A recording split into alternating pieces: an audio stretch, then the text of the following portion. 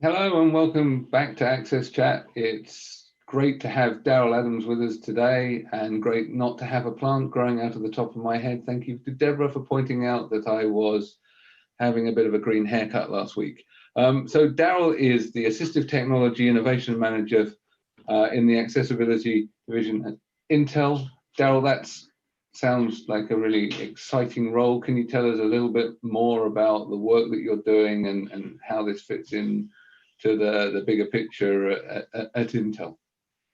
Sure.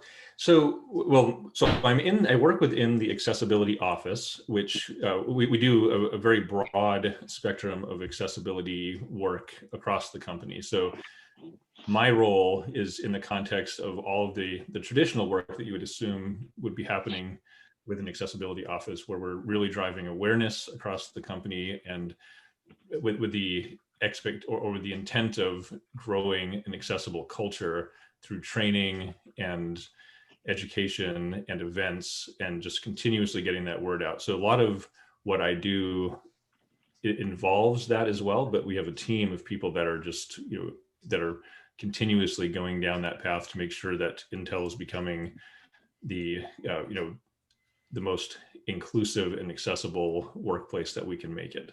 So for me in particular, one of the pillars or focus areas of our accessibility office is around inclusive design and innovative solutions.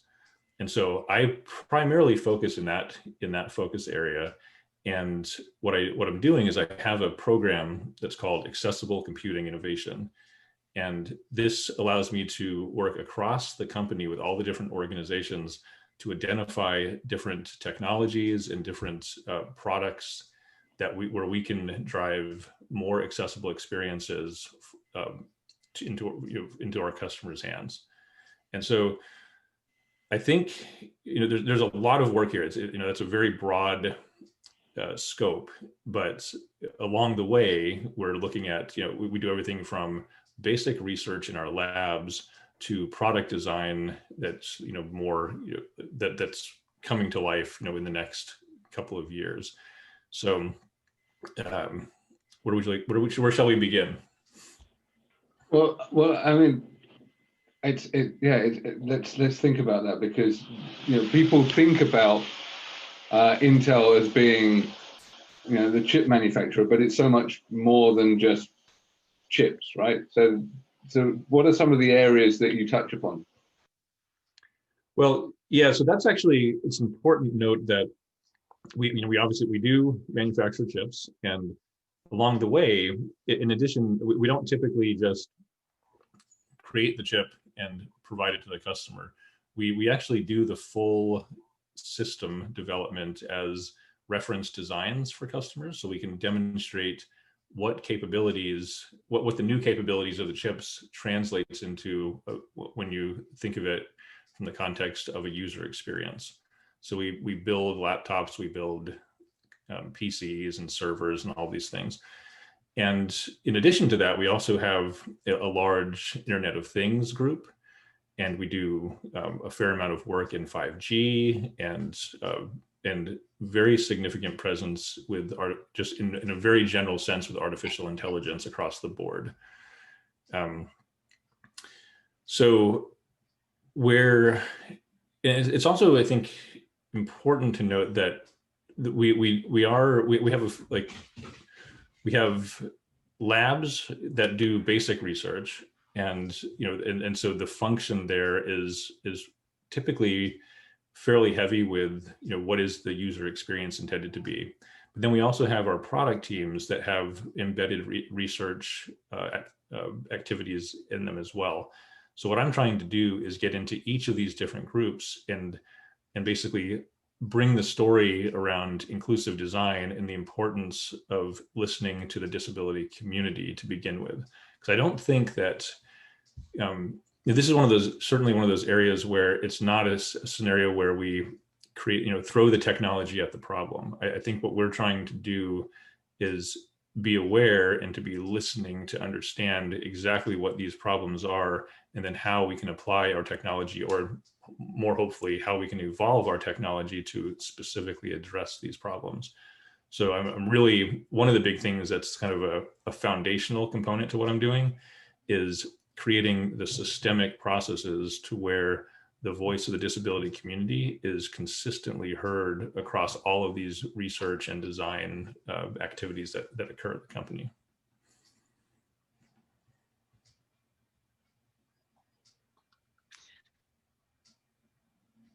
You know, I think one thing, Darryl, that, and also welcome to the program. One thing that some of the corporations that I work with have complained about the most is almost the lack of understanding by accessibility experts to understand the complexity that someone like an Intel or even an Atos or these big companies, Dell, Microsoft, just the sheer volume of, you know, where you have to go. I mean, when we talk about including all the stakeholders, just say you brought up a couple of really good points, like the embedded research. You know, the projects are being done, but there's embedded research in there, and really bringing together all the true, I say stakeholders, but all the different operations, and just just the sheer volume of what you have to get your hands around to make sure that you are supporting inclusive design, that things are fully accessible, that, you know, you have the right accommodations in place so that your employees can bring their best self and be as productive. There's so many moving parts. How do you really get your hands around all those moving parts? And also, do you, and Neil might want to weigh in on this as well, do y'all see that sometimes the accessibility community, the disability community, other communities don't really understand um, all the different moving parts that you're having to deal with to make sure that things are fully accessible to all people, all customers, all employees?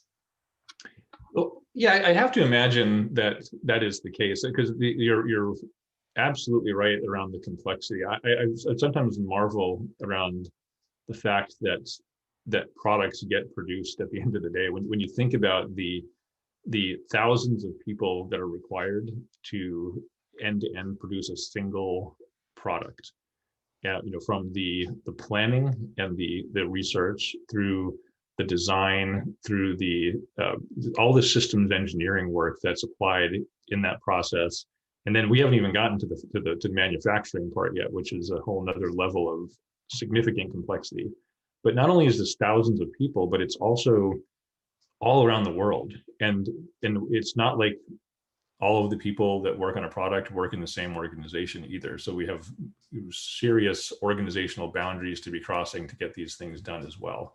So just in this context of doing business, that is in itself an absolute massive challenge. And I think, you know, and for, you know, what we're concerned with is sort of both sides of this. And I think you just touched upon that, where we want to be able to have a workplace environment that is not only accessible to people with disabilities, but welcoming. And I want to see Intel be the place where, as somebody with a disability, you want to come to work because it's a great place to work, and you can do your job and you can contribute.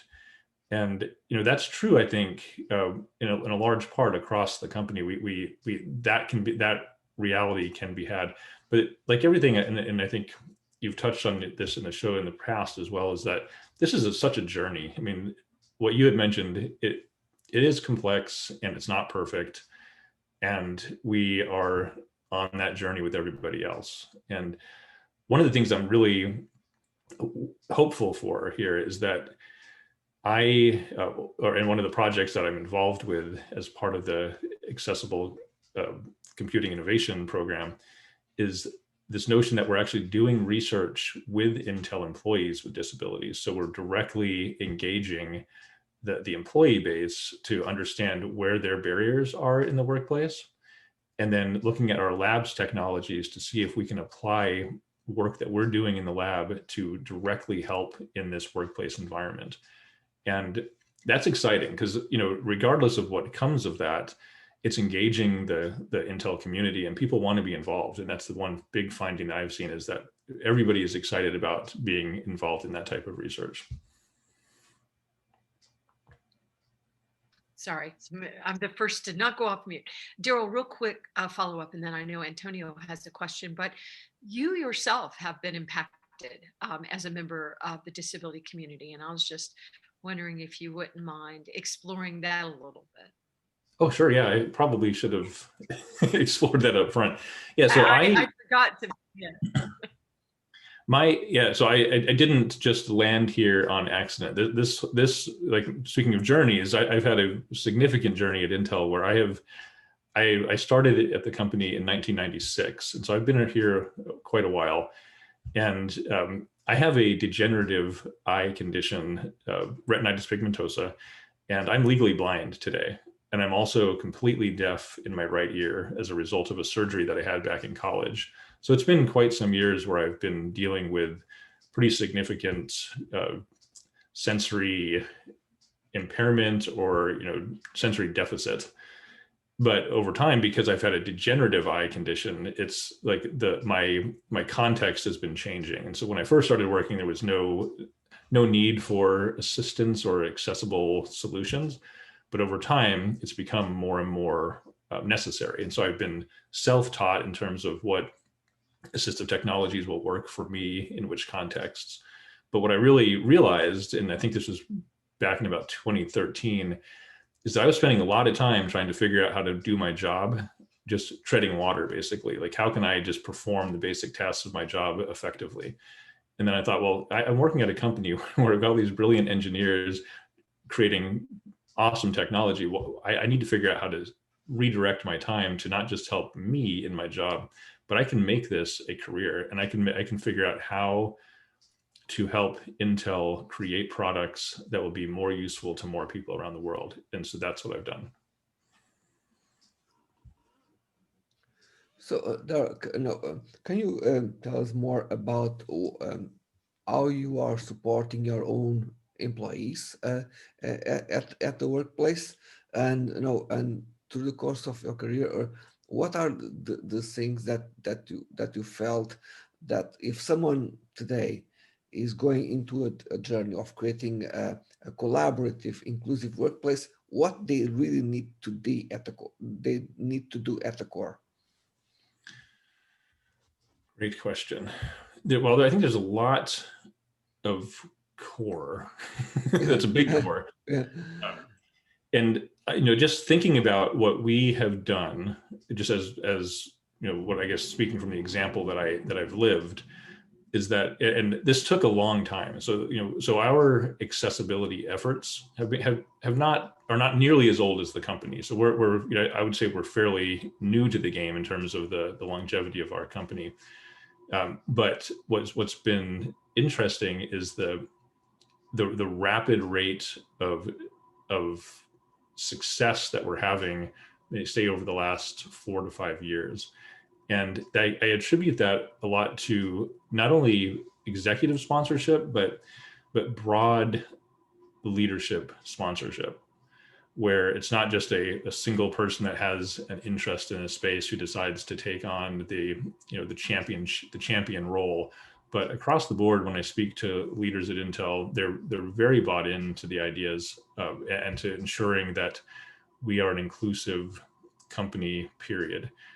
And I think a lot of why I see this success here is because we're thinking about inclusion, in the very broad sense, and doing some remarkable things in that space as far as bringing just equity to the workplace in general. And then because we have an accessibility office, we're now able to continue to push the message that disability inclusion is a very core part of the inclusion message, and it resonates. I think the stories resonate, and people want, on an almost, I would say, daily, if not, or weekly, if not daily basis, I'm working with people or meeting new people at the company that I haven't met before, talking about our story and what we're doing, and people want to help. Just bottom line is they people love to be involved in projects that do good things.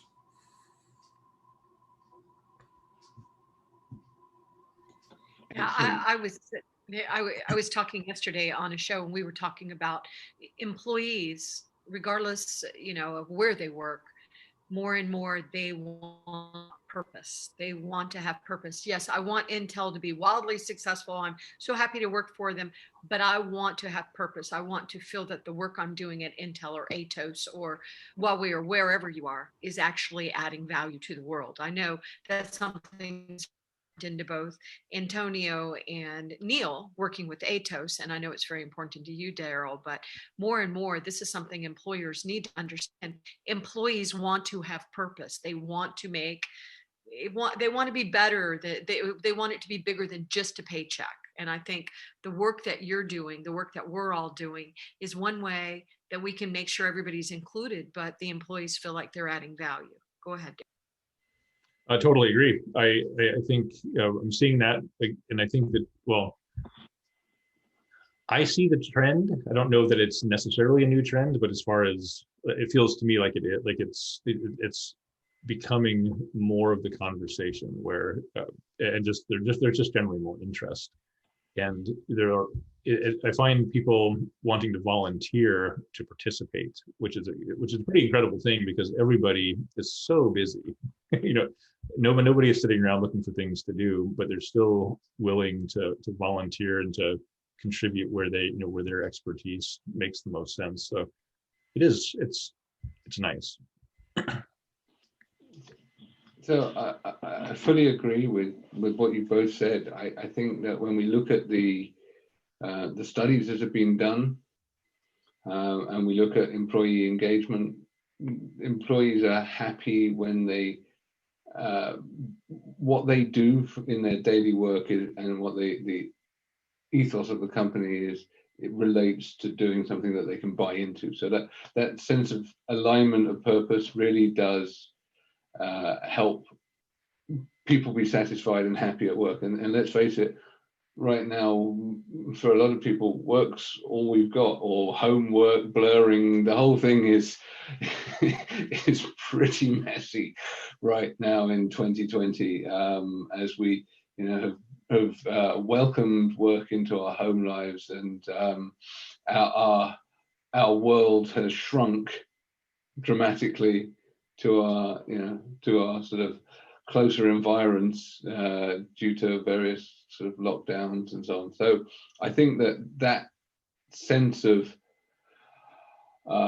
mission for an organization, that sense of we're here to create something great, and it's not just a new shiny thing that goes faster and processes more, but actually thinking about how that impacts for positive impacts on the world and positive good is fundamental to how we really get our organizations to be effective, because effective organizations are ones that get the best out of their employees. It's not the ones that have the best technology, it's the ones that have the most engaged workforce. So and so I think that aligning that and bringing that back to the sort of disability inclusion piece, when you can demonstrate that you're building technology that it actively includes people, when you can demonstrate that you're building programs within your organization and frameworks and organizational norms where there is not just an acceptance of disability, but a welcoming of it as both a source of innovation and as part of people's everyday lives and work lives, then I think that you're helping your organization to be more effective. That said, doing all of that is really complex, especially in really, really large organizations. And when people tell me not to boil the ocean, I usually respond in that I have to, actually, because it's the only way that we're going to do some of this stuff. We have to take a sort of ecosystem-wide approach, and that requires us getting lots of things working in lots of different places and spinning all of those plates. And I'll stop gesticulating now and let you comment. Well, one of the things that we're doing starting this year, earlier this year, we announced this program, company-wide program called RISE, which is responsible, inclusive, sustainable, and how we enable all of those things. And it's a 10-year set of 10-year goals. And one of those goals is to increase the number of employees who self-identify with a disability to 10% of our workforce globally. And in order to do that, there's there's a lot involved in that statement around the hiring processes and the how do you self-ID across the world, because there's a lot of differences around in different countries around what you cannot do, and creating an environment where people are comfortable doing that. And so we're now very focused on all of these elements to figure out how do we make that goal, how do we achieve that goal. And that's exciting to me, because that is now, when we talk about accessibility, we now have a framework to say, we need an environment physically, digitally, and otherwise that is accessible to all people, including across a spectrum of disability.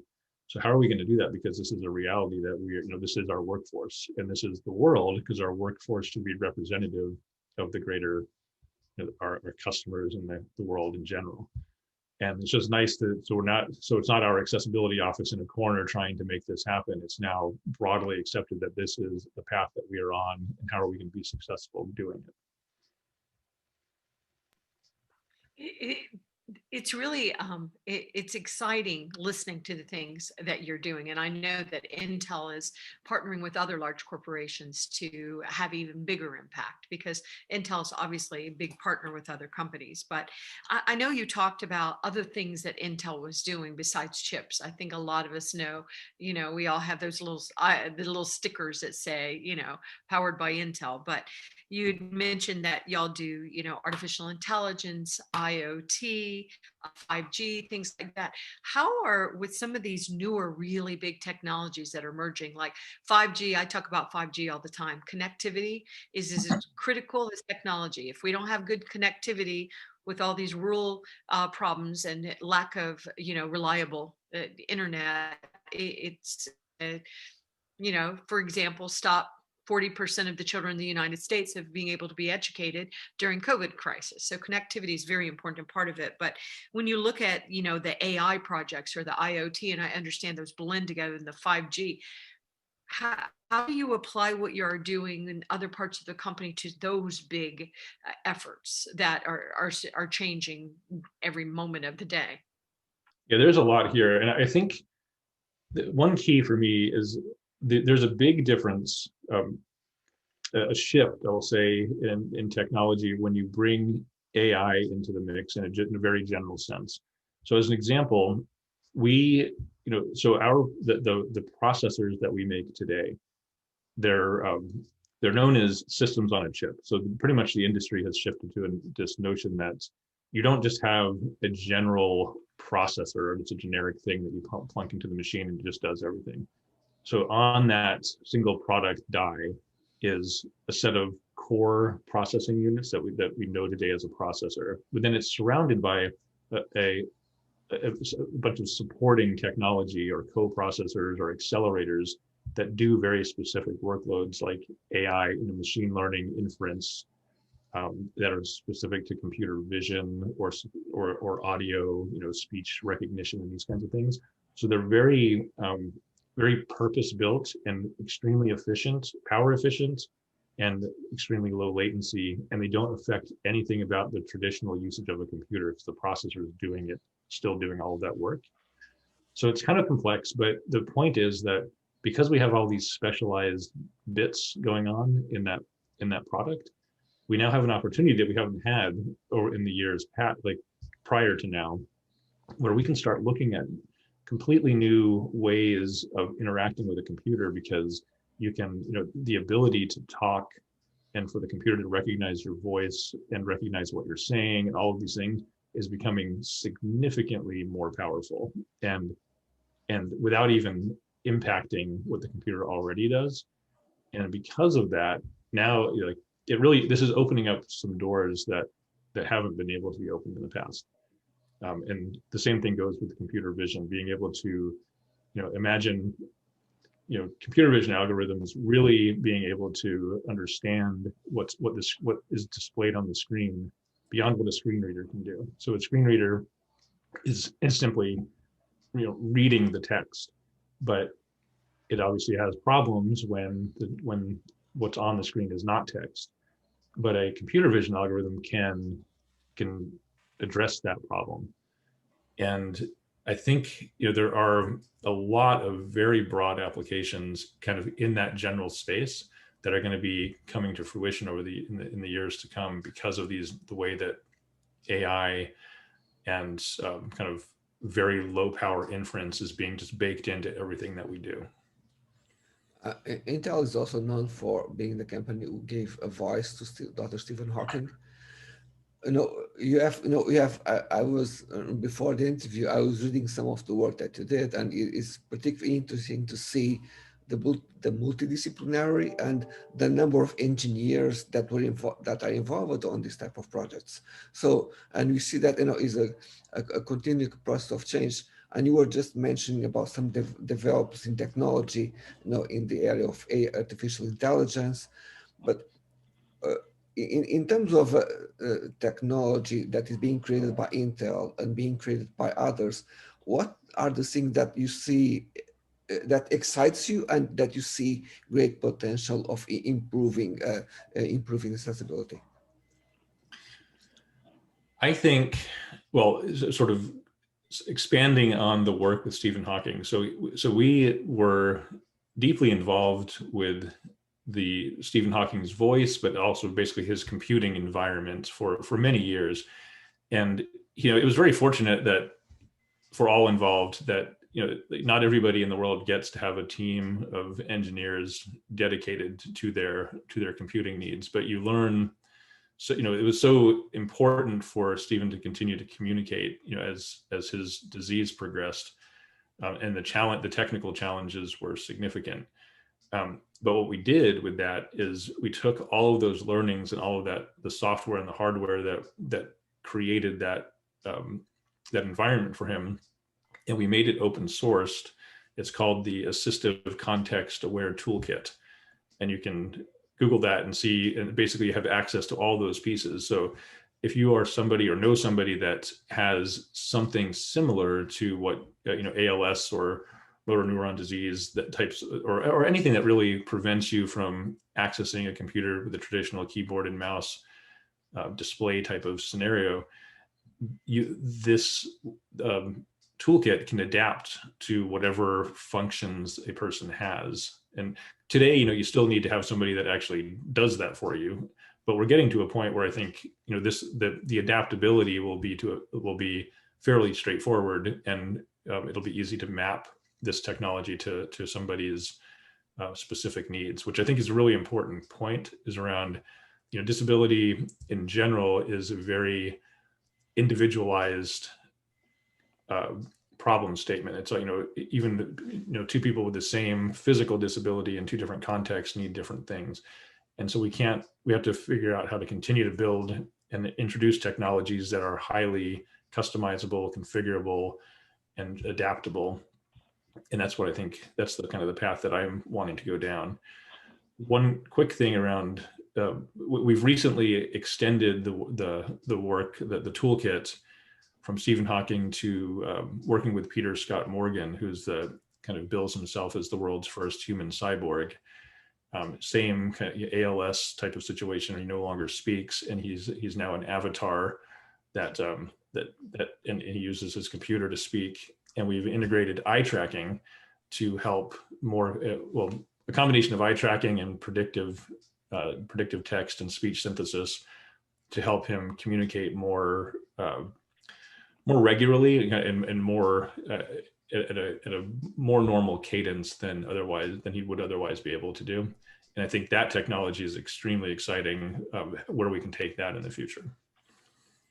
That sounds really interesting, and I've got someone fairly close to me in the organization that would probably benefit from that too. So I'd like to follow that up with you later. Am I on mute? Nope. No, Debra, you were signaling to me. I was saying, me too. Rosemary Musacchio is our Chief Accessibility Officer. She would greatly benefit for something like that. Yeah. So yeah, our CTO advisor is would definitely be super interested.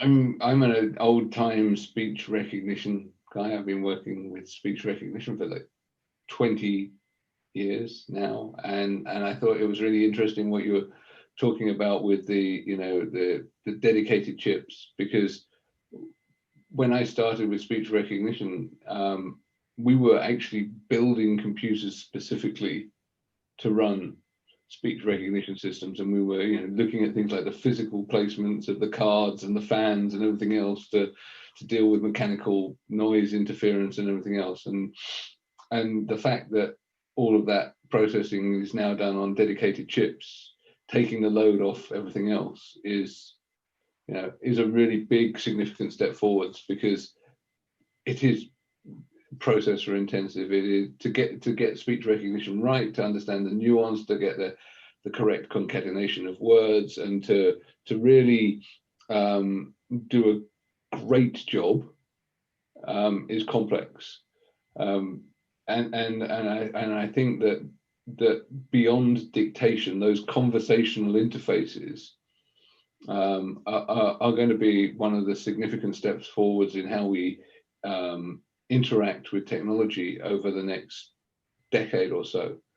I think that the recognition part is only the start of the challenge that we have, though, because actually presenting the information back to people when you're having this kind of two-way dialogue with a computer system needs some thought in how we design those systems, because at the moment you can talk and the computer will recognize what you say. It's that next step, as you start having that interaction process, as to understand when it presents you with choices, that it doesn't overload you with choices. One of the things about a drop-down menu is that you can still see all of the choices. So if you have a mega menu, you may have 20 choices, but you can see them all.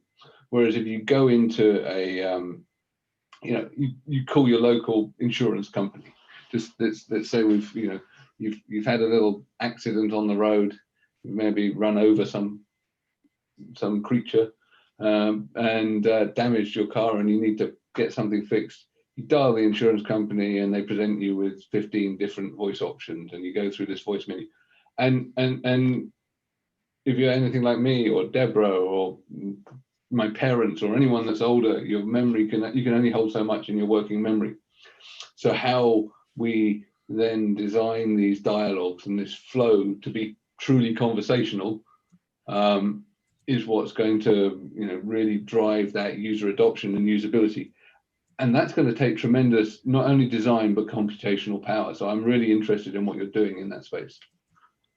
Yeah, I agree with everything you said. I think that is where I want to see at least there's always going to be a visual component to computing for people that see. That there's a lot of great things going on in data visualization in particular. But when it comes down to whether you cannot see or cannot see well, or are contextually in a place where seeing is not the primary thing to do, having that really rich voice conversational computing type of interaction is really where I want to see things go personally. I believe that, and what your points around kind of cognitive overload and getting the design right is important. And I think a lot of that has to do with prediction and predictive mechanisms in many different senses. But as a system becomes more aware of what your patterns are, it'll be able to eliminate a lot of the options and a lot of the things that it might have provided otherwise, because it knows where you're already going.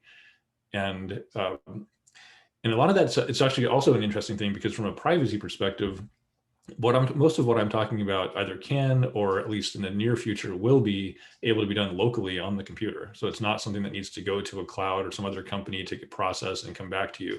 This stuff can be done locally, so you have extremely low latency, so we can get to that natural voice cadence and voice interaction back and forth. But it's also, hopefully we're moving to a point where it can be extremely private as well.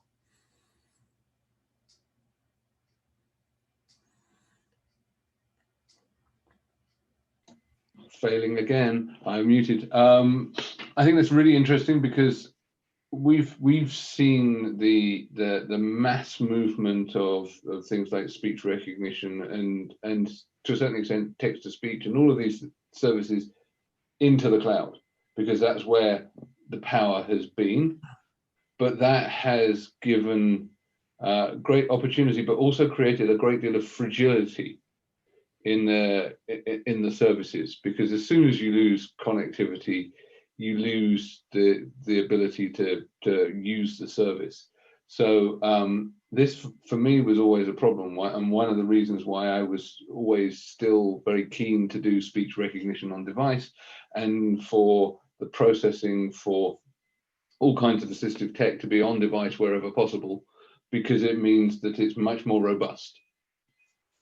So yeah, because that if you need assistive tech, you need it all the time, or you need it to be available all of the time. You may not need it all the time, but you need it, that availability and reliability.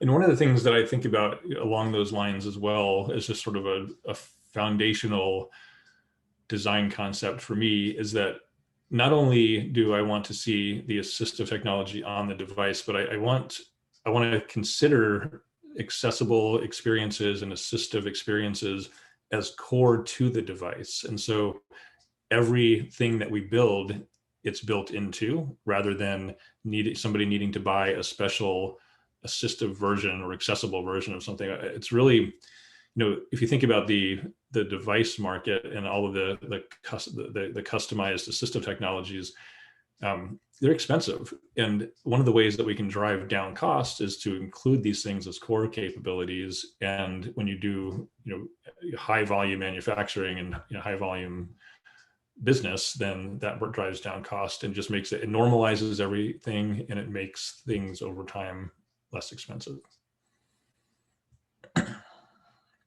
Yes, and that's it. You scale, and with scale you get price reduction, and it becomes normal. And yeah, I'm like you, wanting to see this stuff embedded and enmeshed. So we just talked about stuff being on device, but there's also ubiquitous computing now.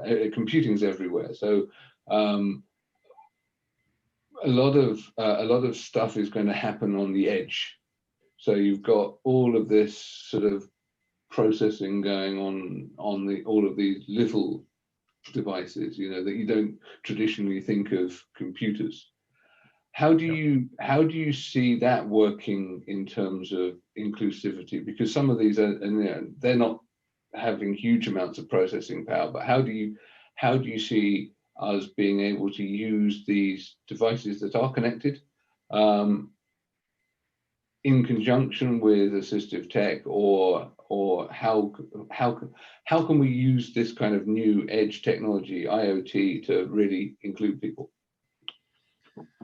Wow. So I'm a big user of those types of devices. So I have smart home devices as an example, smart lighting, switches, anything that's automating workload in the home is particularly interesting to me, because with the eyesight limitations, a lot of things I do are just inherently inefficient.